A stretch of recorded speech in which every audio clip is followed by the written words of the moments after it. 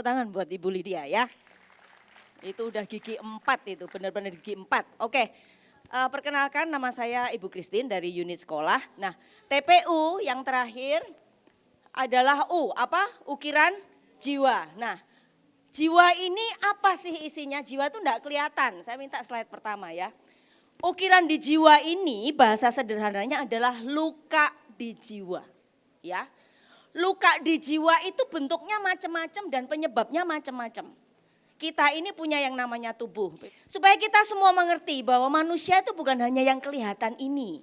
Ya, Alkitab berkata di dalam 1 Tesalonika 5:23, semoga Allah sendiri memberikan kita sejahtera, menjadikan kalian orang yang sungguh-sungguh hidup apa? Khusus untuk Allah. Semoga Allah menjaga dirimu seluruhnya, baik apa? Coba perhatikan itu. Ada roh, jiwa, dan tubuh. Yang kelihatan ini adalah tubuh. Betul? Tubuh ini bisa luka loh. Kalau kalian kena pisau, kalau kalian misalnya kecelakaan dalam nama Yesus tidak terjadi ya. Kalau luka apapun tubuh ini bisa diobatin cepat. Pakai betadin, pakai plester, pakai apapun. Tubuh ini bisa luka, tapi juga bisa disembuhkan. Lalu bagaimana dengan jiwa? Kan enggak kelihatan ya. Dari pembicara pertama, lalu Ibu Paeli dan seterusnya, coba kalian belajar ya, scan dirimu sendiri. Sambil kalian mikir tentang dirimu sendiri, ini namanya self diagnose. Belajar untuk scan, memeriksa dirimu sendiri bahasa sederhananya. Apa yang kalian alami ya? Trauma di jiwa atau luka di jiwa atau ukiran di jiwa ini terjadi melalui segala macam peristiwa negatif yang ada, yang terjadi dalam hidup kita dan bagaimana cara kita melihat atau memandang peristiwa itu. Paham? Bagaimana kita menafsirkan peristiwa itu. Itu yang namanya persepsi. Apa? Kata lain dari persepsi apa? Sudut pandang. Caramu melihat dirimu sendiri lewat peristiwa itu seperti apa? Contohnya begini, saya buat real aja. Seperti yang tadi disebutkan Ibu Paeli sebelumnya tentang pohon. Kita ini bukan orang yang tiba-tiba lahir langsung hebat, enggak. Saya sendiri cerita, ayo everyone look at me, listen carefully. Ini hanya terjadi sekali dalam hidupmu, ya mungkin ya. Bahtera G7 ini nanti lain musim lagi, lain waktu lagi, berbeda lagi. Ayah saya menikah lebih dari 3 kali. Siapa yang di sini papanya menikah lebih dari 3-4 kali? Ada? Wah ya, itu dulu sejarah saya. Itu zaman dahulu kala, itu ayah saya. Saya anak kelima dari istri kedua. Istri pertama cerai, lalu menikah dengan ibu saya. Istri ketiga juga cerai, belum lagi perempuan-perempuan simpanan. Waktu saya masih di kandungan ibu saya hamil di usia yang sangat tua. Yang menurut dokter sudah tidak patut melahirkan. Nanti kalau melahirkan apa? Bahaya kalau sudah tua melahirkan. Bisa ibunya mati, bisa anaknya mati, bisa dua-duanya mati. Ya. Jadi kalau mau menikah direncanakan ya, jangan menikah di usia tua. Loh Bu, itu kan Sarah menikah, itu di Alkitab ya. Tapi jangan mengikuti itu Bapak Abraham dan Sarah, sudah ya. Yang sekarang kalian harus belajar mengerti, kesehatan perlu diperhitungkan. Nah akhirnya dokter memutuskan apa? Bu, ini anaknya harus digugurkan. Dan yang di dalam perut ibu saya siapa hari itu? Saya. Apakah saya dengar waktu itu? Saya enggak dengar. Saya 3 bulan kata ibu saya di dalam perut ibu saya. Tapi saya sudah punya detak jantung, sudah punya nadi. Artinya sudah punya nyawa. It's a living soul. Sudah punya jiwa, paham ya? Sudah tahu jiwanya nangkep bahwa saya tidak diinginkan. Saya mau dibunuh, saya mau dibuang. Siapa di sini yang tahu bahwa dari kandungan engkau tidak diinginkan oleh orang tuamu? Siapa yang tahu? Siapa yang tahu sejarahmu bahwa engkau pernah hampir digugurkan oleh orang tuamu? Nah, itu bisa menimbulkan ukiran di jiwa. Kita maunya gitu atau enggak? Enggak, tapi kejadiannya begitu. Nah, maka hari itu ayah saya memutuskan, dia datang ke dokternya, dia bilang, waktu itu ayah saya masih tentara yang masih sangat aktif dan masih sangat galak, dia bilang, dokter kalau sampai istri saya mati, atau anak saya mati, atau dua-duanya mati, kamu ikut mati. Nah ya loh, dibawain pistol tuh dokternya. Langsung dokternya pucat, oke Pak, ampun Pak, dia bilang gitu ya. Maka hari itu sejak umur 3 bulan, kandungan 3 bulan, ibu saya dirawat di rumah sakit. Tiap hari disuntik injeksi penguat janin, kiri kanan, maaf sampai pantatnya baal, sampai mati rasa. Karena kalau enggak, janinnya rontok. Dan janin itu adalah saya waktu itu. Maka di kandungan saya tahu, saya orang yang tidak diinginkan. Jiwa saya, bawah sadar saya, tahu bahwa saya tidak diinginkan. Dan setelah saya lahir, maka bayi itu selamat diberi nama Christine Karunia Kartikawati. Yang hari ini berdiri di hadapan kalian karena anugerah Tuhan. Secara manusia saya harus mati, cacat bayi yang tidak sempurna. Tapi dalam anugerah Tuhan, maka Tuhan pertahankan sampai hari ini. Di jiwa, nah ini ceritanya. Di jiwa yang namanya rasa takut, tidak dicintai, tidak diingini, minder, di bawah sadar itu terukir. Wujudnya apa? Begitu sudah dewasa. Di dalam jiwa kalian ada emosi, ada perasaan, ada kehendak. Siapa di sini yang enggak punya perasaan? Hanya robot. Siapa di sini enggak punya kehendak? Di dalam jiwa saya ada jiwa pemarah, tapi saya simpan. Di dalam jiwa saya ada minder, saya tidak bisa apa-apa. Saya merasa tidak bisa apa-apa. Saya lahir tiba-tiba dengan rasa apa? I feel so small, saya merasa kecil. Saya bukan orang hebat.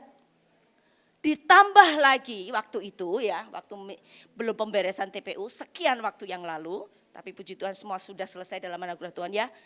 Ayah saya punya perempuan lain. Ayah saya seorang tentara dan secara militer tidak boleh perceraian. Karena itu kasus khusus ya. Itu termasuk tindakan indisipliner. Tapi karena tindakan indisipliner diizinkan untuk bercerai. Dan menikahlah dengan ibu saya. Dan suatu hari ketika pulang sekolah, tiba-tiba ada teman saya yang bilang, aku tadi lihat papamu loh. Oh ya?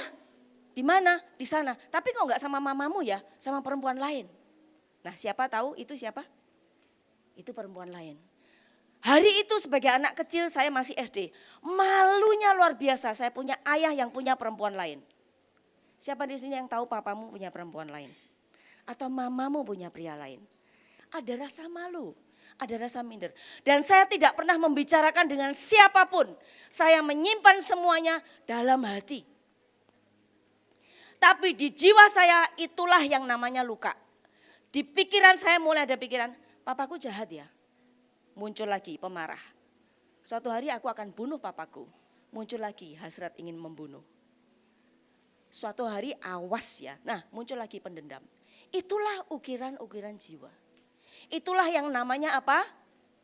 Trauma. Itulah yang namanya luka. Kelihatan gak lukanya secara fisik? Gak kelihatan. Adanya di mana? Di maaf, lewat apa? Peristiwa. Semua yang negatif. Dan itu semua terekam di jiwa. Dan itu kalau kita tidak selesaikan sampai kita dewasa, akan bisa punya kemampuan membunuh diri kita sendiri maupun orang lain. Perhatikan, begitu banyak kasus penembakan yang terjadi di luar negeri, entah mereka itu pembunuh di sekolah atau di tempat umum. Mereka tuh biasanya bukan anak-anak yang rame, yang ceria, yang anak-anak yang terkenal. Mereka tuh pendiam loh. Mereka pendiam, mereka pemalu, bukan siapa-siapa. Tapi tiba-tiba mereka punya hasrat untuk membunuh. Dari mana asalnya? Dari sini. Karena mereka tidak pernah menyelesaikan itu, mereka tidak pernah membereskan, membicarakan, mereka tidak sembuh. Hasratnya hanya satu, membunuh. Karena dia dilukai sebegitu banyak lewat trauma, lewat bully atau apapun. Di mana luka itu terjadi? Di jiwa. Hati-hati dengan itu. Di bagian yang ini kalian perhatikan, emosi dan kejiwaan lebih banyak ke sana. Perhatikan dengan teliti. Ya, emosi, kejiwaan, pola pikir, mental, itulah yang ada di jiwa. Itu yang nanti kita bereskan. Amin. So lebih baik beresin sekarang. Bu, saya malu, daftar saya terlalu banyak. Bahkan yang enggak ada di sini saya tambahin lagi. Enggak apa-apa. Ini namanya self diagnose. Sudah semuanya? Sambil dibereskan. Saya lanjutkan lagi Amsal yang 23 ayat selanjutnya. Nah, caramu melihat dirimu sendiri, caramu menilai dirimu sendiri, perasaan apa yang timbul, pikiran apa yang timbul dengan kamu semua kejadian yang kamu alami, itu adalah caramu melihat dirimu sendiri. Yuk kita baca ayatnya sama-sama. Amsal 23 ayat 7a. Sebab seperti orang berpikir dalam apa? Jiwanya. Demikianlah dia. Jadi ukiran di jiwa itu dimulai dari suara-suara. Siapa yang selama retreat di sini kamu merasa, aduh kok aku gak bisa nangkep apa-apa ya, aku kayaknya bodoh deh. Tuh, aku miskin, aku bodoh, aku tidak disayang, aku tidak diperhatikan. Aku ini memang orang dari sononya pemarah, aku ini memang pemalu, penakut. Dan itu semua suara itu tiba-tiba muncul. Dari mana suara itu asalnya? Di mana suara itu berbunyi? Di jiwa kalian. Ini yang mendorong orang bisa menimbulkan rasa ingin bunuh diri. Dari suara-suara ini loh. Padahal sebenarnya ini dari Tuhan atau bukan? Bukan. Ini bukan dari Tuhan. Ini dari yang Yohanes 10 ayat 10 yang awal itu loh. Iblis datang hanya untuk mencuri, membunuh, dan itu pelakunya. Makanya kita harus ngerti firman, baca firman. Bukan karena pengen banyak-banyakan cepet-cepetan baca Alkitab selesai, enggak. Karena semua suara-suara ini hanya bisa dibungkam lewat firman Tuhan, amin. Ini hanya bisa dibungkam dengan kebenaran. Makanya Alkitab berkata engkau akan tahu kebenaran, engkau akan mengerti kebenaran. Dan kebenaran itu yang akan memerdekakan kita, amin. Itu sebabnya kalian juga nanti di awal kita akan sama-sama belajar untuk memerangi dengan apa? Deklarasi, pakai mulut. Orang-orang yang luka di jiwa itu pasti omongannya negatif. Begitu lihat temennya diberkati dia bilang, iya itu kan dia, gua mah miskin dari dulu, kere darahnya, emang dari dulu kere, nasib dah. Lihat temennya cantik, ya dia kan cantik, gua mah kagak. Itu tapi suara berbunyi lewat mulut enggak? Kadang lewat mulut, kadang lewat suara. Dan itu yang akan merubah sikapmu. Sejak saya mengerti waktu itu saya minder karena tahu ayah saya seperti itu. Saya menjadi anak yang sangat pendiam. Saya menarik diri sebegitu rupa. Saya tinggal di rumah karena dari kecil memang saya sakit-sakitan. Nah ditambah itu lagi. Dari kecil saya sakit-sakitan, bawaannya pengen mati terus, mau mati terus. Ya iblis sudah mengincar saya dari kecil. Jadi tiap kali makan yang kotor, makan yang gak bersih, makan apa langsung sakit, asma, langsung batuk, malamnya gak bisa napas, napasnya gitu. Asma. Jadi di pikiran saya, ya aku lemah ya, teman-temanku bisa jajan sembarangan, aku enggak. Teman-temanku bisa main hujan-hujanan, aku enggak. Saya menganggap diri saya apa? Lemah. Dan saya terus merasa melihat diri saya lemah. Caraku melihat diriku sendiri. Caraku menafsirkan keadaanku. Caraku berpersepsi dengan diriku sendiri. Itulah ukiran yang di jiwa. Dan itu negatif. Itu bukan dari Tuhan. Sebab pandangan Tuhan, cara Tuhan melihat kita itu jauh sekali berbeda. Dibandingkan cara kita melihat diri kita sendiri. So lebih baik percaya dengan suara itu atau suara Tuhan. Makanya baca Alkitab. Ya, lanjut. Lalu bagaimana? Coba perhatikan. Saya minta kalian sambil men-scan dirimu sendiri ya. Suara apa yang paling sering muncul dalam hidupmu? Mama lebih sayang sama Kokoh daripada sama saya. Apalagi kalau di rumah kamu suka dibanding-bandingin. Oh, itu kamu membuat jadi anak yang sangat merasa unwanted, unloved. Siapa yang merasa tidak dicintai orang tuanya? Merasa dibanding-bandingkan. Kalau sama Cici mama lebih suka, lebih sayang karena Cici pintar di sekolah. Kalau sama saya enggak. Papa lebih sayang sama Koko karena Koko lebih ganteng, saya enggak. Koko putih, gendut, pintar kayak papa. Lah aku ini anak siapa ya, pendek, hitam, enggak jelas rambutnya. Aku ini anak siapa? Kamu mulai meragukan gambar dirimu sendiri. Dan di ujungnya kamu merasa benci dirimu sendiri dan orang lain. Dari mana peristiwa itu muncul? Dari caramu melihat, caramu menafsirkan, caramu menilai dirimu sendiri lewat peristiwa-peristiwa yang terjadi dalam hidupmu. Iya kok memang aku paling bodoh, iya kok memang aku yang paling kecil. Tuh kan dia lagi yang dipilih, aku enggak, memang aku bodoh kok.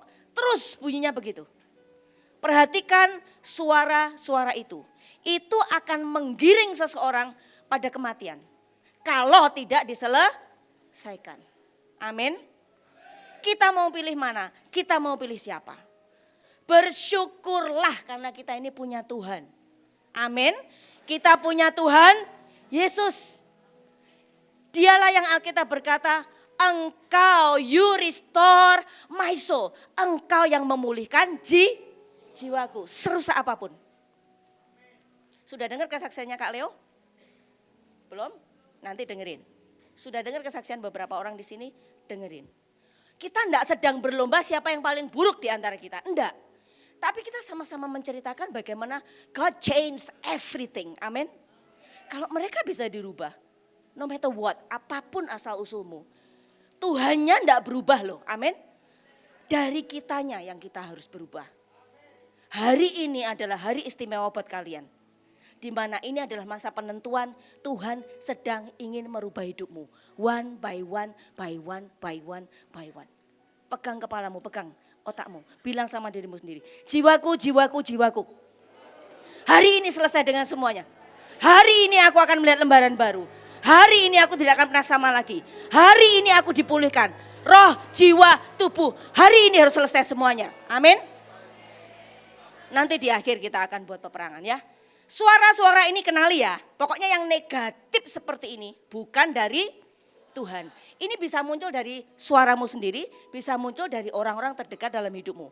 Papa, mama, cici, kokoh, abang, bahkan dari guru-gurumu. So perhatikan apa yang kamu dengarkan. Clear? Paham ya? Nah, Bu, bagaimana kalau ternyata ini terjadi dalam hidup saya? Fine.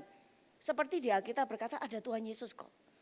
Yang pertama kita harus jujur dan kenali bahwa I have this problem. Aku punya masalah ini. Siapa di sini yang enggak punya masalah ini? Ya kamu langsung rapture ya, enggak usah ikut retreat, oke? Kopernya bawa pulang, ya. Rapture enggak bawa koper lagian, ya. Nah, kita semua orang yang bermasalah di sini. That's why we need Jesus, right? Kita butuh Tuhan, kita ini butuh juru selamat. Bukan hanya untuk roh, tapi juga jiwa, juga completely tubuh. Makanya tadi di Alkitab dikatakan tidak cacat roh, jiwa, dan tubuh. Is it possible? Mungkin enggak? Mungkin. Karena Alkitab berkata begitu. But it takes time, butuh waktu. Hari ini kita mari selesaikan sama-sama. Amin ya. Apakah kalian punya iman untuk itu? Apakah kalian punya pengharapan untuk itu? Katakan Tuhan baik, bilang. Terima kasih Tuhan Yesus. Engkau baik ya. Yang penting bagian kita gini, jujur. I have this problem. Aku bermasalah di situ Tuhan. Tolong aku.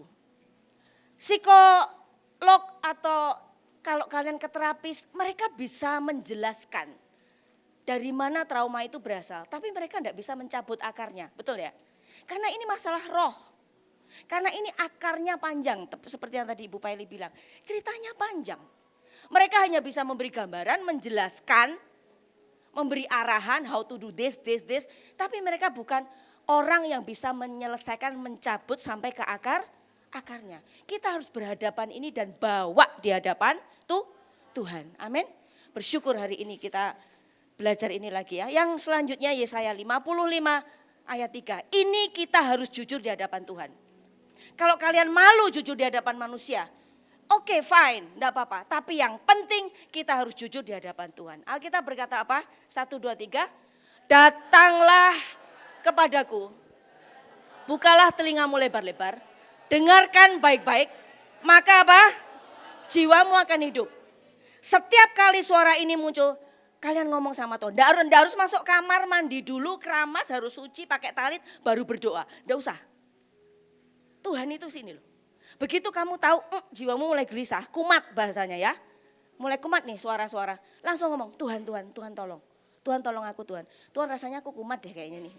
Mulai kerasa minder, mulai kerasa tidak dicintai, mulai merasa kamu jelek, mulai kerasa kamu miskin. Tiba-tiba ada suara yang 10 menit lagi ya, oke. Ada yang itu, ini itu. Alkitab berkata, come to me. Come to me alias apa? Just talk to him, hanya bicara saja sama Tuhan. Tuhan itu omnipresent, artinya apa? Ada di mana? At any time. Jadi ngomong sama Tuhan. Dan bagian Tuhan akan bicara. Itulah yang namanya firman. Jadi mendengar suara Tuhan itu gampang atau enggak? Gampang, kalian punya Roh Kudus. maka Tuhan itu akan apa?